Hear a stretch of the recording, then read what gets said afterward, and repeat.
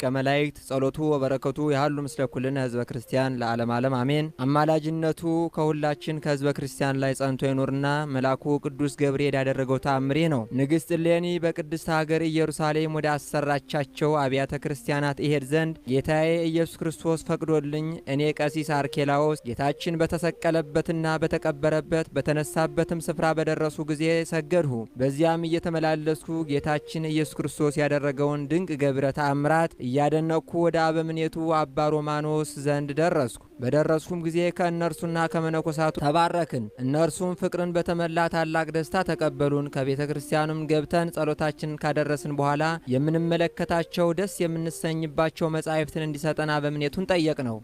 እርሱም በፍጹም ፈቃድ የቤተ ክርስቲያንና የቤተ መጻሕፍቱን መክፈቻ ሰጠን። መጻሕፍትንም ስንመረምር በደብረ ዘይት ጉባኤ ሐዋርያትን የሚሰብክበት እንዲህ የሚል ጽሑፍ አገኘን። ቅዱሳን አበው ሐዋርያት በደብረ ዘይት ተሰብስበው ሳሉ ጌታችን ኢየሱስ ክርስቶስ ተገልጾላቸው ረቂቅ ምስጢርን ነገራቸው።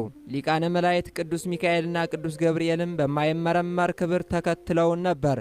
ቅዱስ ጴጥሮስም ጌታችንን አቤቱ የሕይወት ቃል አሰማን፣ ሁሉን ነግረህናልና አሁንም መልካሙንም እኒህ የተከተሉን እነማን ናቸው ብሎ ጠየቀው።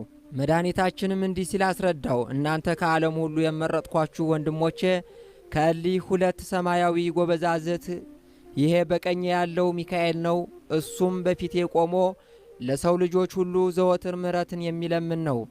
ይኸው በግራዬ በኩል ያለውም ደግሞ ገብርኤል ነው። እርሱም ከማኅሪ አባቴ ዘንድ ወደ ዓለም በተላከ ጌታ ከእናቴ ከቅድስት ድንግል ማርያም መወለዴን መልካም ምስራች በግልጽ ያበሰረ ነው አለው።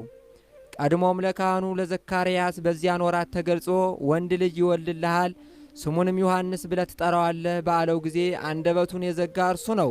የጌታ ወዳጅ ዮሐንስም መልሶ ጌታዬና አምላኬ ሆይ ከመላእክት ወገን የመረጥካቸውና የሾምካቸው እኒህ ብቻ ናቸው ሲል ጠየቀው። መድኃኒታችንም ወዳጄ ዮሐንስ ሆይ 9 ሊቃነ መላእክት ሰማያዊ ብርሃንን ተጎናጽፈው ይቆማሉ።